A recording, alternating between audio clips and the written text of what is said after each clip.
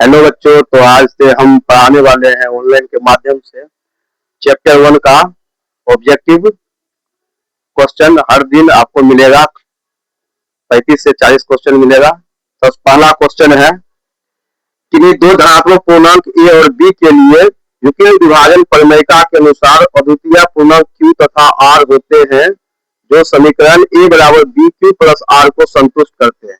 तो चारों ऑप्शन में से आपको टिक करना कौन होगा। सबसे पहले है, देखिए कि दो धनात्मक पूर्णांक ए और बी क्या दिया है। दो धनात्मक पूर्णांक ए और बी, दो धनात्मक पूर्णांक क्या दिया है, ए और बी। दो धनात्मक पूर्णांक ए और बी दिया है और तथा अद्वितीय पूर्णांक इसका है क्यू तथा आर। इसका अद्वितीय पूर्णांक है, अद्वितीय पूर्णांक है क्यू तथा आर। अद्वितीय पूर्णांक है क्यू तथा आर। अब इसमें कहता है समीकरण आपका है ए बराबर बी क्यू प्लस आर। तो इसमें कहता है क्या संतुष्ट होगा, उसको इसमें टिक करना। तो सबसे पहले हम बताए होंगे, जो भाग लगाते हैं, इस जो बीच वाला रहता है इसको कहते हैं हम ए कहते हैं, और जो जिससे भाग देते हैं इसको हम कहते हैं बी, और जो भागफल आता है इसको कहते हैं क्यू, और जो नीचे में शेषफल आता है इसको हम कहते हैं आर। ठीक है, इसमें क्या बताया है, सबसे पहले देखिए किसके किसके बीच संबंध है। यह साइड्स देखते तो बी और आर के बीच में संबंध है।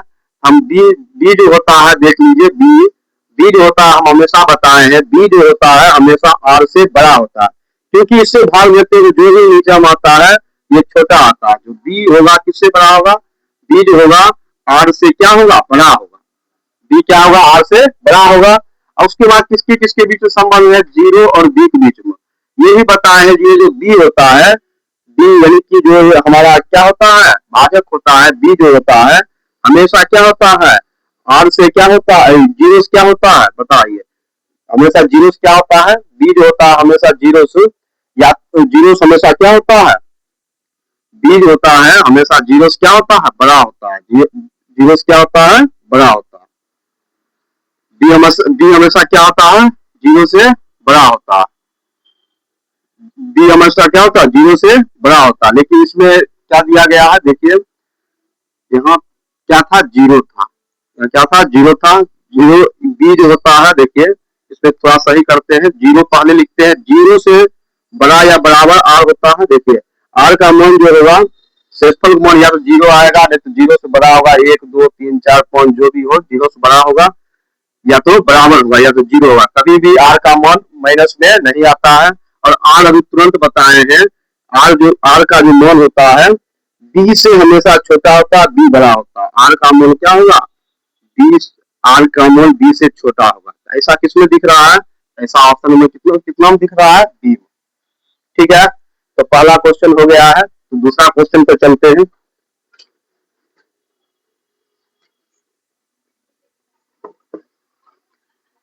क्वेश्चन नंबर दूसरा पे चलते हैं। देखिए क्वेश्चन नंबर दूसरा है, यूक्लिड विभाजन एल्गोरिथम के अनुसार 867 तथा 255 का मौसवा है। यूक्लिड विभाजन एल्गोरिथम के अनुसार पूछ रहा है 867 और 255 का एचसीएफ। यूक्लिड विभाजन एल्गोरिथम के अनुसार 867 और 255 का एचसीएफ पूछ रहा है। ये प्रश्न भी देखिए 2026 में आया हुआ है।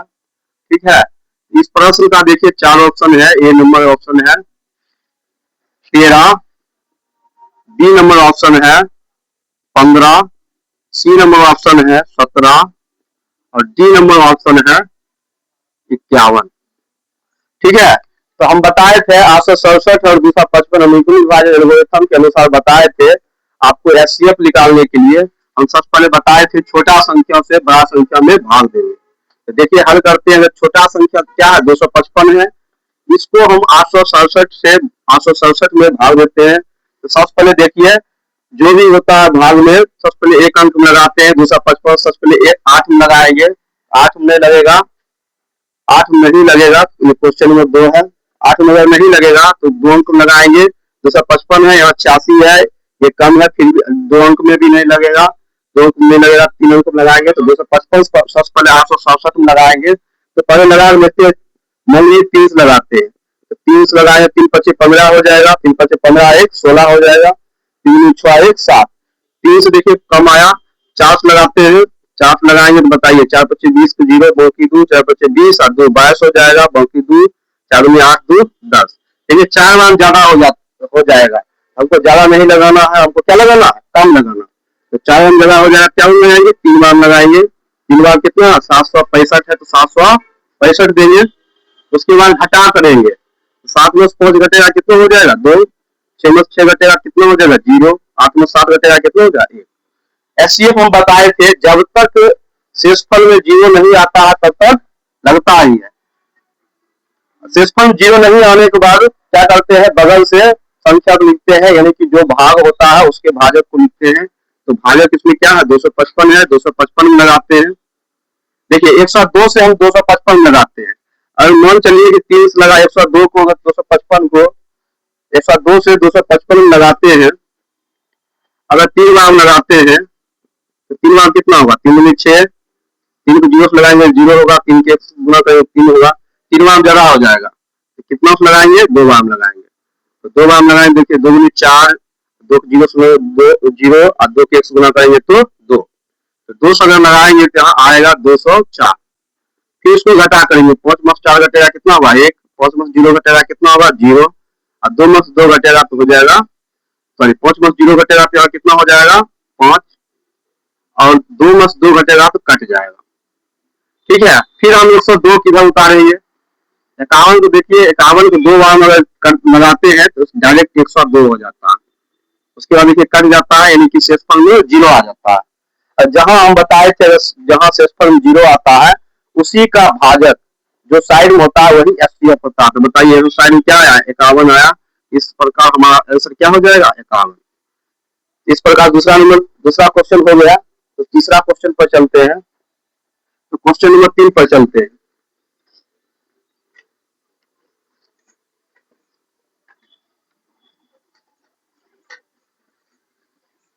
ध्यान दीजिए, क्वेश्चन नंबर 3 पर चलते हैं, क्वेश्चन नंबर 3 पर चलते हैं, देखिए क्वेश्चन नंबर 3 जो भी है 2026 में पूछा हुआ सवाल है, क्वेश्चन नंबर 3 कह रहा है यदि भाग एल्गोरिथम ए बराबर बी क्यू प्लस आर, यदि भाग एल्गोरिथम कह रहा है ए बराबर बी क्यू प्लस आर, यदि भाग एल्गोरिथम ए बराबर बी क्यू प्लस आर में कह रहा है ए यदि 72 हो और बोल रहा है बी यदि 9 हो, बी यदि 9 हो तो आर का मान बोल रहा है, आर का मान, तो बताइए सबसे पहले ऑप्शन लिखते हैं, इसका ऑप्शन है ए नंबर में है 8, बी नंबर में है -8, ध्यान दो सी नंबर में 0 और डी नंबर में 1,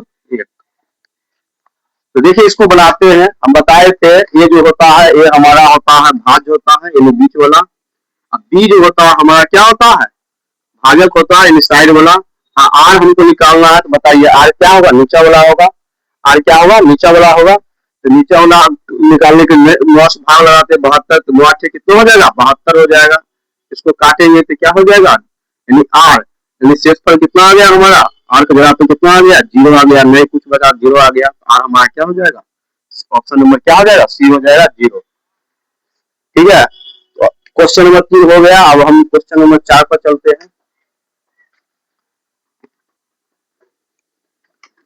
क्वेश्चन नंबर 4 पर चलते देखते हैं क्वेश्चन नंबर 4 क्या है,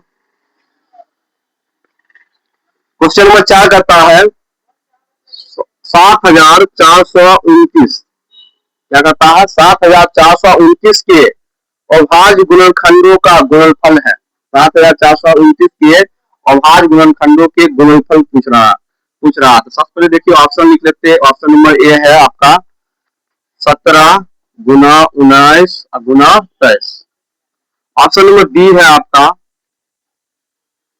13 गुना 19 गुना 23, 13 गुना 17 गुना 19, ऑप्शन नंबर सी है आपका 13 गुना 19 गुना 23, ऑप्शन नंबर डी है आपका 17 गुना 19 गुना 29। अब इसमें हम अभाज्य गुणनखंड का गुणनफल का ज्ञात करें, यानी कि हम पहले इसका एलसीएम लेंगे, अभाज्य गुणनखंड निकालेंगे और जो आएगा चारों ऑप्शन में उसमें टिक करेंगे। तो सबसे पहले देखिए, जब ऐसा प्रश्न आता है, जब ऐसा प्रश्न आता है तो जो ऑप्शन में दिया है उससे लगाएंगे, क्योंकि उसी से लगने की संभावना रहता है। तो देखिए इसमें ऑप्शन क्या है, 17 है, 19 है, 23 है, 13 है और क्या है 29 है। तो सबसे पहले हम 13 से लगा देखते हैं 13 से लगता है कि नहीं। 13 से अगर लगाएंगे तो बताइए 13 से लगाएंगे तो क्या होगा, 13 पच्चीस 65, कितना बच जाएगा 65 होगा, 9 बच जाएगा, हो जाएगा 9 साइड में आएगा तो 9 पर तो 93 हो जाएगा, 6 सत्ते 91, तो बचेगा कितना एक बचेगा, तो यहाँ आया तो 19 हो जाएगा। 13 से 13 कम 13 होगा, 19 में पूरा भाग नहीं लगेगा, यानी कि 13 से इसमें पूरा नहीं लगेगा। 13 से नहीं लगेगा तो 17 से लगा दीजिए, 13 के बाद कितना है 17 आ जाएगा, 17 से लगाएंगे तो देखिए 17 से लगाते हैं, 17 पच्चीस कितना, 17 पच्चीस क्या हो जाएगा, 17 पच्चीस 65, 17 पच्चीस 65, तो बचेगा कितना 9, सॉरी 17 पच्चीस 85, सब मिस्टेक हो गया, 17 पच्चीस 85, 85 और 17 पच्चीस 85 क्या हो गया, ज्यादा हो गया, 17 चौक 68, 17 85 ज्यादा हो गया, 17 चौक 68 लगाएंगे, 68 लगाएंगे तो बचेगा कितना 6 बचेगा, 6 इधर आएगा तो 17 कितना हो जाएगा 51, यहाँ 62 था 51 आएगा तो कितना बच जाएगा 11, 11 इधर आएगा तो लग जाएगा। ठीक है, तो हम इसको 17 से लगाते हैं, कितना लगाते हैं 17 से, ये 17 से लगाएंगे तो 17 से लगाएंगे तो 7 में नहीं लगेगा, 2 को लगाएंगे कितना 74, 17 से 74 लगाएंगे, देखिए 17 से 74 लगाते हैं, 17 को 17 34, 17 51, 17 चौक 68, 17 पच्चीस 85, 5 बार ज्यादा आ गया, कितना बार लगाएंगे 4 बार। अच्छा 68 आया, 17 चौक 68 आया, 4 बार 62 आया, कितना बचा 6, 6 अगर साइड में जाएगा तो 62 हो जाएगा, तो 17 से लगाएंगे फिर 62 में, 17 17 24 17 51, 17 चौक 68, 4 बार लगाते हैं तो ज्यादा हो जाएगा, तो फिर 3 बार लगाएंगे 17 51, यहाँ कितना था 62 था, बचा कितना 11 बच गया, 11 इधर आएगा तो 11 इधर आएगा तो 119 हो जाएगा, 17 लगाएंगे 17 17 क्या हो जाएगा 119। अब देखिए 437 है, 17 लग गया। अच्छा 17 कौन कौन ऑप्शन दिख रहा है, ये भी ऑप्शन दिख रहा है, ये भी ऑप्शन दिख रहा है, ये भी ऑप्शन दिख, लेकिन इसमें नहीं दिखा थी, पहले कट जाएगा। अच्छा अभी सब ऑप्शन तो बताइए, 13 लगा ही नहीं था तो 13 वाला भी कट जाएगा, 13 वाला कौन है, इसमें भी 13 है तो ये भी कट जाएगा। अब बचा क्या, बचा ऑप्शन नंबर डी और ऑप्शन नंबर सी। अब हम 17 के बाद हम 19 से लगा कर देखते हैं 19 इसमें लगता है कि नहीं लगता है, 19 लगाएंगे, देखिए 19 लगाते हैं, अगर 19 लगाएंगे तो बताइए 19 का 19 38 19 57, तीन बार जगह हो जाएगा तो 2 बार लगाएंगे, तो 19 का 19 19 दूनी 38, तो 5 बचेगा लग जाएगा, तो 19 लगाते हैं तो 19 दूनी कितना हो जाएगा 38, बचेगा 5, 19 कितना हो जाएगा 57। अब देखिए नहीं लगेगा तो इसमें क्या क्या आया बताइए, 17 गुना 19 गुना 23, देखिए 17 और 19 और 23 इसमें है, देखिए ऑप्शन नंबर आपका ए में, आपका ऑप्शन नंबर क्या हो जाएगा ए हो जाएगा। इस प्रकार आपका तीसरा क्वेश्चन हो गया, तो चौथा नंबर पर चलते हैं, तो स्पीड लगता ज्यादा हो गया ना,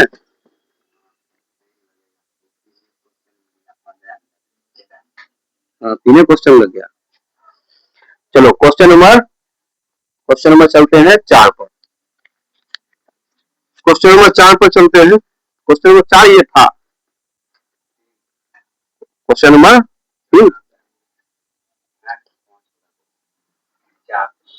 4 ना, क्वेश्चन नंबर 4 देखते हैं, थोड़ा उल्टा हो गया, क्वेश्चन नंबर क्या देते 4, इसको पहले बता देते हैं। चलिए यदि अगर आप भाग एल्गोरिथम ए बराबर बी क्यू प्लस आर, ये क्वेश्चन बताए थे, ये क्वेश्चन बता दिए थे। अब क्वेश्चन नंबर क्या हो जाएगा 5 हो जाएगा, थोड़ा मिस्टेक हो गया, क्वेश्चन नंबर 5।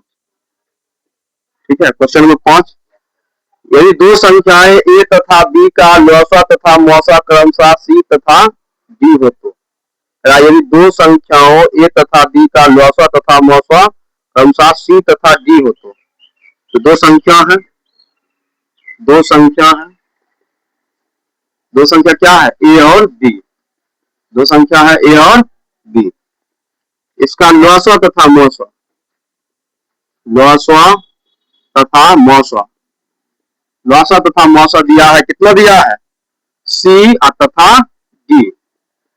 इसमें इसमें पूछ रहा है कि क्या संबंध है, तो ऑप्शन हम लिखते हैं। देखिए ऑप्शन क्या है, पहला ऑप्शन है ए प्लस बी बराबर सी प्लस डी।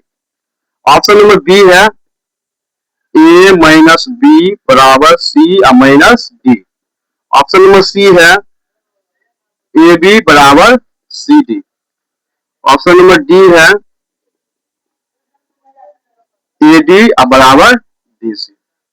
ठीक है, जब ऐसा प्रश्न आता है तो क्या करेंगे, जब हम बताए थे दो संख्या है और दो संख्या को लॉसवा मौसवा हो, तो हम ये एक सूत्र बताए थे, दो संख्याओं का लॉसवा, दो संख्या का गुणनफल बराबर होता है लॉसवा गुणे मौसवा। तो लिखेंगे दो संख्या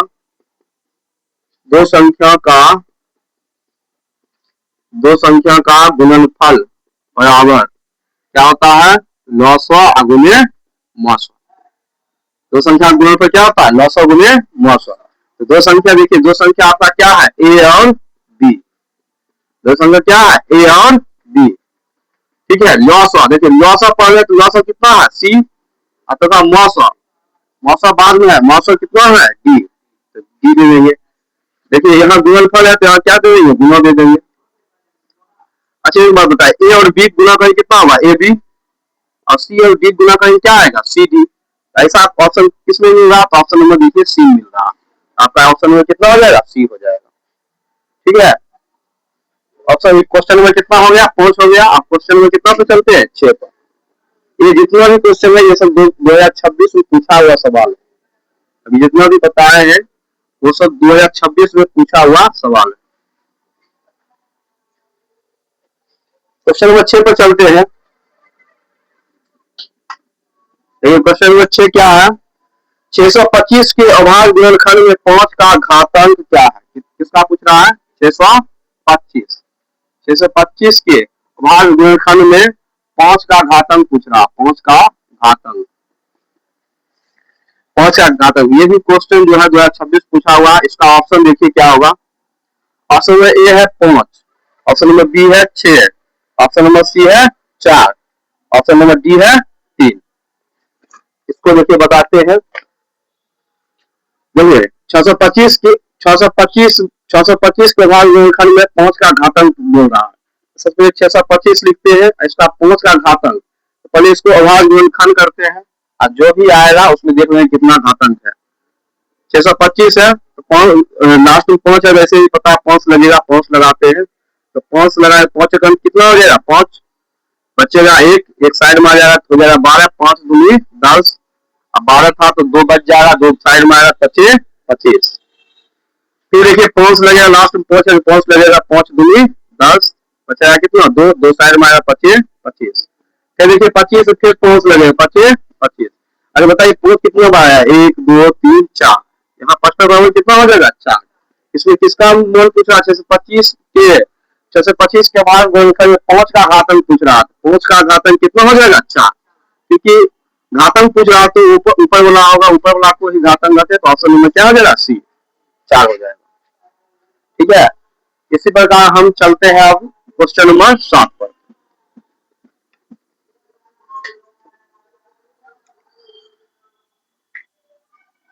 क्वेश्चन नंबर 7 पर चलते हैं। देखिए क्वेश्चन नंबर 7 क्या करता है, ध्यान दीजिए क्वेश्चन नंबर 7 क्या करता है। ठीक है, क्वेश्चन नंबर 7 देखिए क्या कहता है, निम्नलिखित में कौन सी संख्या परमेय संख्या, इसमें परमेय पूछ रहा है, क्या पूछ रहा है, परमेय, इसमें परमेय पूछ रहा है। तो ऑप्शन नंबर देखिए ए है, ऑप्शन नंबर ए है आपका √2, ऑप्शन नंबर बी है आपका √3, ऑप्शन नंबर सी है आपका √4, ऑप्शन नंबर डी है आपका √5। ठीक है, देखिए परमेय संख्या पूछ रहा, हम परमेय संख्या बताए थे, अगर रूट में रहता है तो वो परमेय नहीं होता, वो परमेय होता है, जो रूट से बाहर हो जाता है उसी क्या करते हैं, परमेय करते हैं, परमेय होता है। देखिए इसमें √2 का वर्गमूल कभी पूरा नहीं निकलेगा तो ये परमेय हो गया, गलत हो गया। √3 का वर्गमूल पूरा नहीं निकलेगा तो ये भी परमेय, ये भी गलत है। तो देखिए √5 का वर्गमूल पूरा नहीं निकलेगा तो ये भी परमेय, ये गलत है। देखिए √4 का वर्गमूल कितना निकलता है, 2, इसको 1 लगा कर पीवटे क्योंकि रूट भी लिख सकते हैं, इसलिए आपका परमेय कौन हो गया, ऑप्शन नंबर सी। ठीक है, इसके बाद हम क्वेश्चन नंबर 8 पर चलते हैं। इसी प्रकार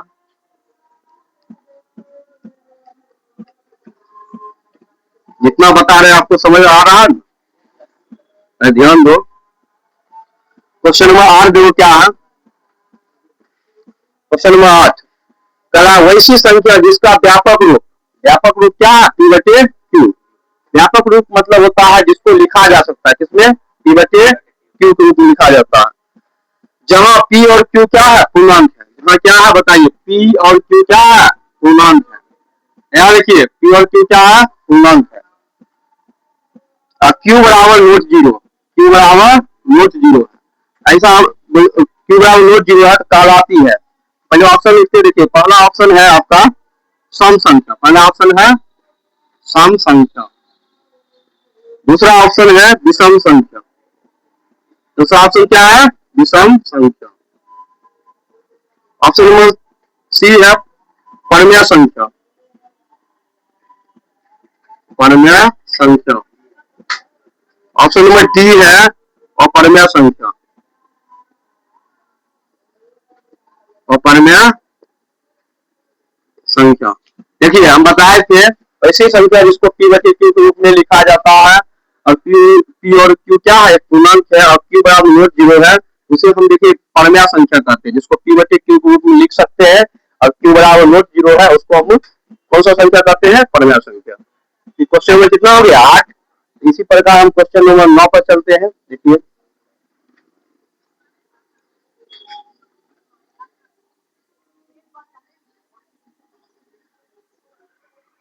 देखिए क्वेश्चन नंबर 9 पर चलते हैं। क्वेश्चन नंबर 9 क्या कहता है, वैसी संख्या जिसका दशमलव प्रसार न शांत हो और न आवर्ती कहलाती है। देखिए वैसी संख्या जिसका दशमलव प्रसार न तो शांत होता है और न आवर्ती कहलाती है। देखिए ऑप्शन नंबर है आपका 9 के ये नंबर ऑप्शन में है अपरमेय संख्या, अपरमेय संख्या। दूसरा ऑप्शन है परमेय संख्या, ऑप्शन नंबर सी है अभाज्य संख्या, ऑप्शन नंबर डी है पूर्णांक। ध्यान दीजिए, ऑप्शन नंबर डी है पूर्णांक। देखिए क्या रहता है, वैसी संख्या जिसका दशमलव प्रसार न तो शांत हो और न आवर्ती कहलाती है। यानी कि ना तो शांत, यानी कहता है वैसी संख्या जो ना तो शांत और ना आवर्ती। लेकिन शांत नहीं होने का मतलब क्या है, दशमलव के बाद भी कहीं नहीं कटेगा, और ना आवर्ती, आवर्ती का मतलब होता है कि संख्या फिर दोहराएगा भी नहीं। तो ऐसा स्थिति बताए ना, तो जैसे कि देख लेते 1.23 हो गया, फिर 1.2 हो गया, फिर 2 3 हो गया। इस प्रकार से अगर संख्या आता है तो इसको ना तो ये क्या शांत है और ना ही इसको P बटे Q के रूप में लिख सकते हैं। इसलिए ऐसा संख्या क्या होता है, अपरमेय। ठीक है, ऐसा संख्या क्या होता है, अपरमेय।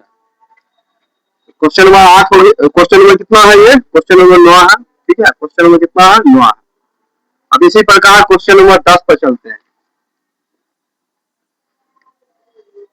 देखिए क्वेश्चन नंबर 10 पर चलते हैं। देखिए क्वेश्चन नंबर 10 क्या कहता है। क्वेश्चन नंबर 10 में देखिए कह रहा है 3 माइनस 2√5 का स्क्वायर है। ठीक है, अब बराबर, यानी कि इसके बराबर क्या होगा। तो देखिए ऑप्शन नंबर ए है 29 माइनस 12√5, ऑप्शन नंबर बी है 29 प्लस 12√5, ऑप्शन नंबर देखिए सी है 29, और ऑप्शन नंबर डी है आपका -11। ठीक है, इस प्रकार देखते हैं। देखिए 3 माइनस 2√5 ये कौन सा सूत्र पर है, a माइनस बी का होल स्क्वायर पर है, क्योंकि देखिए बी तो माइनस से ऊपर क्या है, स्क्वायर है, a minus b whole square पर है, तो इसी पर हम इसको हल करेंगे। तो a minus b whole square होता है a स्क्वायर, एक जगह कितना 3, तो यहाँ 3 का स्क्वायर कर देंगे। उसके बाद होता है -2ab -2a, एक जगह कितना 3, और बी जगह कितना 2√5, a स्क्वायर -2ab प्लस क्या होता है b स्क्वायर, b जगह कितना 2√5, 2√5 के स्क्वायर करेंगे। बताइए 3 के स्क्वायर कितना हो जाएगा 9, 3 का स्क्वायर कितना होगा 9, अब माइनस 2 किया कितना हो जाएगा 6, 6 दूनी 12, यहाँ के कितना हो जाएगा 12√5। 5। अब उसके बाद देखिए 2 रूट 5 के स्क्वायर है, तो देखो 2 के स्क्वायर करेंगे 4 होगा, और रूट 5 के स्क्वायर 5 होगा, तो 4 5 कितना हो जाएगा 20 आ जाएगा। तो हम बताए कि देखिए एक एक राशि जोड़घटा होता है, दूसरे राशि में जोड़घटा नहीं होता। देखो देखिए 20 और 9 में अगर जोड़ेंगे कितना हो जाएगा 29, और ये बच जाएगा -12 रूट 5। इसमें जोड़घटा नहीं हुआ क्योंकि इसमें रूट में है, ये पूरा संख्या है। तो ऑप्शन नंबर किसमें मिल रहा है 29 -12 रूट 5। ऑप्शन नंबर किसमें मिल रहा है, ऑप्शन नंबर ए में। ऑप्शन नंबर ए हो जाएगा। क्वेश्चन नंबर कितना था 10। ठीक है, इसी प्रकार क्वेश्चन नंबर 10 तक ही आज रहने देते हैं, फिर अगला दिन बनाएंगे। ठीक है, तो